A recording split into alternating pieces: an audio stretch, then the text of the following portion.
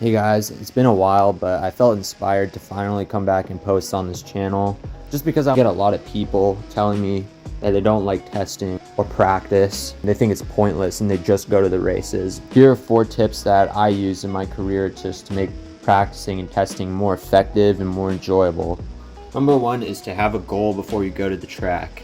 And most racers go to practice just for the sake of driving around mindlessly for the whole day. It's extremely important that you have a clear goal in mind prior to going to the track. This goal could be kart related, for example, like learning what a certain setup change does to the kart, or testing the differences between like different tires or engines, or it could be like a driver related goal such as mastering a new track or building endurance. Be careful setting goals related to lap times. Ideally, you don't want to focus too much on your lap time just because it's a very vague goal. And being the fastest person at the track or breaking the track record should be a result of your goals you set, not your main goal itself. A good alternative would be like to have more consistent sessions, for example, having the goal to stay within 3/10 of your fastest lap. Overall, you want to go to the track with an open mind, with a learning mindset, and striving to achieve goals on a practice day will often force you to have these. Number 2 is to prepare well. Sounds obvious, but you want to be as prepared as possible before you hit the track for a day of testing. This means having the car ready and your gear packed the day before, all while getting a good night's sleep.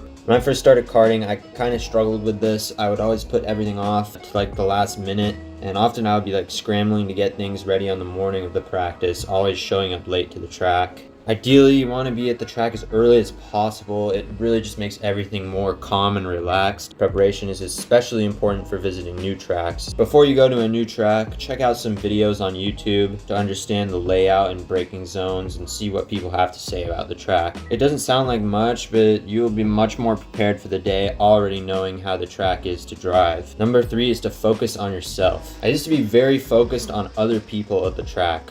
I always needed to know who was faster than me and what settings they were using. Little did I know that worrying about what other people did actually made me more stressed and distracted me from my goals. Although there are some helpful cases where comparing to other racers is helpful, such as like looking at data and talking to teammates about the session and like debriefing, believe it or not, it's actually more of a distraction to prioritize like being faster than other racers at the track during a test day. Later in my career, I prioritized my own performance rather than comparing to other people of the track.